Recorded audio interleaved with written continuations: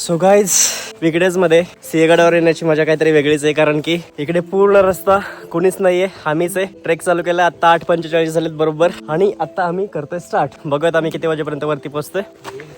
Let start.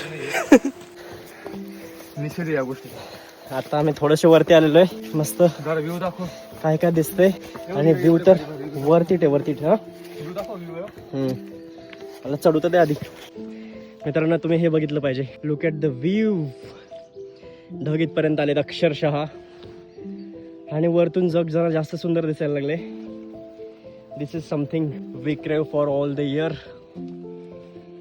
हा असं एक छोटंसं माझं पण घर बांधून दे काही वर्षांनी, जिथे मी असं जंगलात राहील. आता पण माझं म्हणणं आहे, काही वर्षांनी तू रिटायरमेंट घेशील, जर तुझी इन्व्हेस्टमेंट 2 crore bucks असेल तर ते छोटस घर दिसतंय का? तशी मला एक 2 गुंठ्यामध्ये, 2 नाही 4 गुंठ्यामध्ये मला जागा घेऊन दे, डोंगरामध्ये, पूर्ण साईडने जंगल, एकही माणूस नकोय मला. 4 गुंठे जागा घेऊन दे, घर पण बांधून दे. तुझी मित्रता सिद्ध करण्यासाठी, आणि जे आजपर्यंत माझे तुझ्यावर अनंत उपकार आहेत, अनंत बरं, आकाशातले तारे पण मोजणार नाही त्यापेक्षा जास्त माझे उपकार आहेत तुझ्यावर. ते उपकार फेडण्याची तुझ्याकडे एक संधी म्हणून आलेली आहे. सगळं जंगल पाहिजे मला बाजूला. पण मला एकच गोष्ट सांग, पहिली गोष्ट, जिथं माणसंच नाही, जिथं फक्त जंगल आहे, तिथं तुझ्या एकट्या माणसाचं घर बांधून माणूस एक आला, याचा तर दुसरं येणार, मग जंगल नष्ट होणार. तर वरतीच ना तुझा प्लॅन काही नाही. जंगल मी शाबूत ठेवल. तू कसं काय शाबूत ठेवशील जंगल? तूच माणूस आहेस, तुझ्यासारखेच अजून माणसं खराब करतील.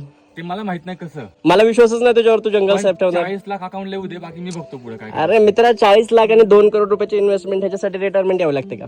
ते तर आता जो काही वर्षात होतील. जंगल शाबूत ठेवायचं नको बघू. नाही, माझ्यासाठी ते इम्पॉर्टंट आहे. फ्युचर कसं सेव्ह करायचं हे बघ. तुझं फ्युचर जंगलात सेफच नाही मित्रा. एखादा साप आला, एखादा कोणी आलं तर झालं तुझं काम. सापडणार पण नाही, चिता आला तर. मी राहील जंगलामध्ये, पण 40 लाखाचा असं मला काहीतरी प्लॅन करून दे. 40 लाखात काय नाही होणार तुला. ते रिझर्व, फॉरेस्ट रिझर्वची लँड पण मिळणार नाही 40 लाखात. कुठेतरी काहीतरी करू आपण. पण तुझ्या तिकडे खराडी बायपासला देतो तुला एक घर तुझी घेऊन. इच्छा नाही बोलण्यावरून दिसते मला, पण बघ माझ्या उपकाराची परत फेड कर. हे बघा, असं मस्त पैकी काही गोष्टी अशा नॉस्टॅल्जिक फील होतात.